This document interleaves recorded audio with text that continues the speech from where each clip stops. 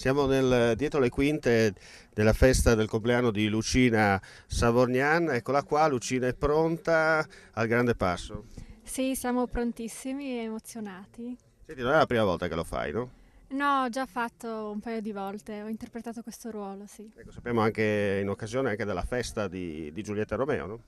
Sì, certo, oggi ricorre il compleanno, domani in realtà ricorre il compleanno di Lucina, allora oggi abbiamo pensato di omaggiarla in questo modo, con questa rappresentazione. Cosa vuol dire portare gli abiti di una persona così importante non solo per il Friuli Venezia Giulia?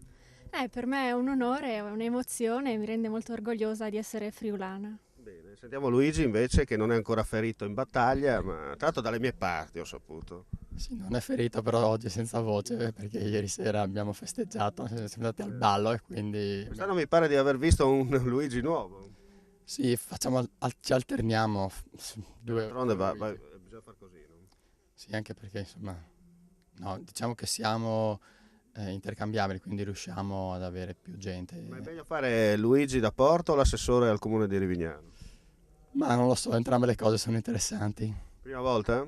No, no, è già la seconda, terza. Bene, siete pronti? State per partire, dunque vi lasciamo. Come si dice in questi casi, let's go. Siamo dietro le quinte della manifestazione qui a Villa Savorgnano Telio, con noi vicino il sindaco di Rivignano, Mario Anzil, al quale chiediamo subito i preparativi ci sono, per il momento Giove Pluvio sta lontano, la gente ha risposto. Sì, beh, siamo soddisfatti perché anche quest'anno questa occasione, questa ricorrenza del compleanno di Lucina Savorgnan, che poi come sappiamo è l'autentica protagonista della vicenda di Giulietta e Romeo, abbiamo avuto un notevole riscontro di pubblico. È un merito, va sicuramente agli organizzatori, tutti questi volontari che appunto dedicano il loro tempo senza nulla avere in cambio se non la soddisfazione di fare qualcosa per la propria terra. Ecco, una soddisfazione per la propria terra, soprattutto a rilanciare questa villa.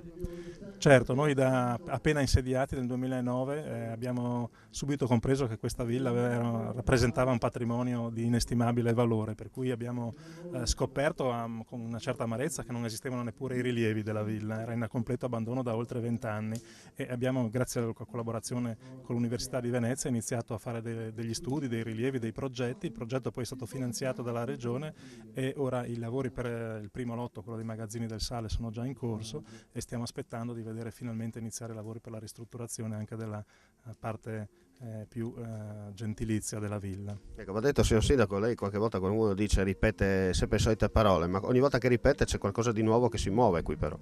Sì, naturalmente si semina e poi dopo molto tempo alle volte si riesce anche a raccogliere qualcosa di buono, soprattutto se la collaborazione è non solo di pochi amministratori, ma se si possono contare su una rete, come in questo caso qui ad Aris, di tantissimi, che lo dicevamo prima, volontari, che hanno dedicato con passione, con entusiasmo il proprio tempo, le proprie risorse, anche la propria intelligenza per fare qualcosa per un territorio straordinario come quello che abbiamo qui ad Aris e a Rivignano. Anche la provincia di Udine è presente, non manca mai in questi appuntamenti, non solo per sposare e ribadire la friulanità di questi territori, ma soprattutto per dire che la cultura paga.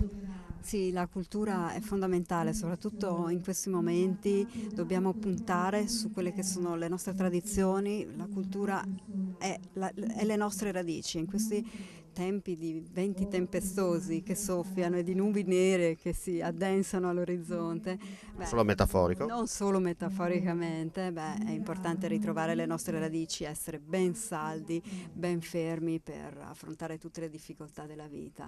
E stasera siamo qui per vivere una bella storia, per rivivere una bella storia, la storia di Lucina e del suo amore. Che cosa può esserci di più bello e di più invece dolce e portatore di speranza di un amore come quello antico e cortese che hanno vissuto questi due ragazzi tanti anni fa, che noi riviviamo oggi nel fuoco e nelle parole di questa sera. Senta, siamo ancora in tempo estivo, però in un certo senso lei rompe il ghiaccio nella sua nuova veste, no?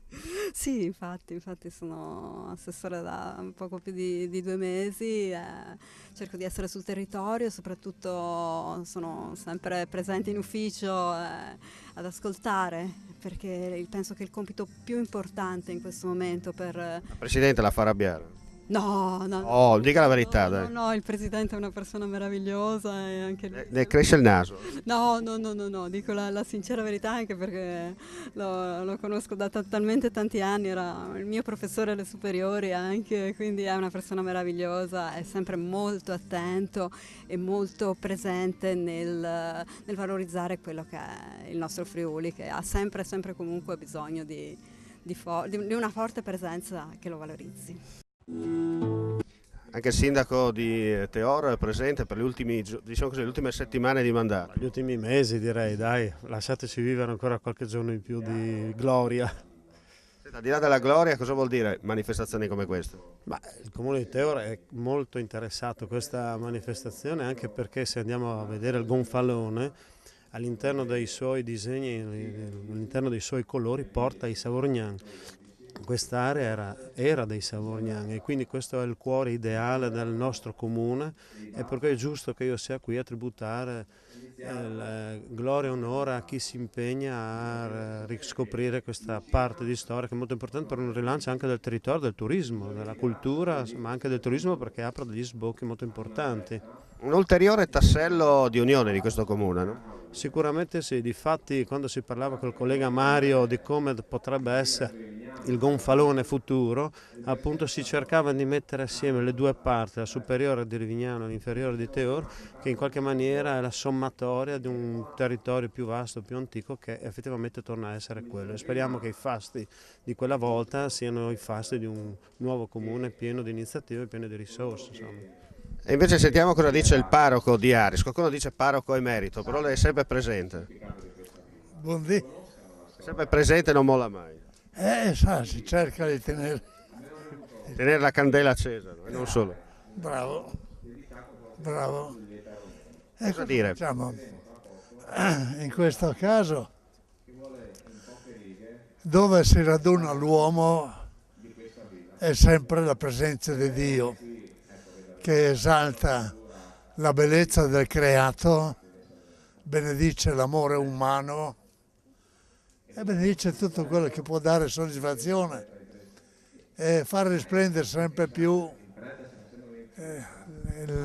la bellezza del creato e fare in modo che l'uomo ritorni a Dio e che tutto venga coronato proprio dalla presenza del Signore. Grazie Monsignore, la lasciamo perché la stanno reclamando la sua presenza per lo scoprimento della lapide. Grazie, le sue parole sono sempre chiare e soprattutto questa friulanità che non manca mai.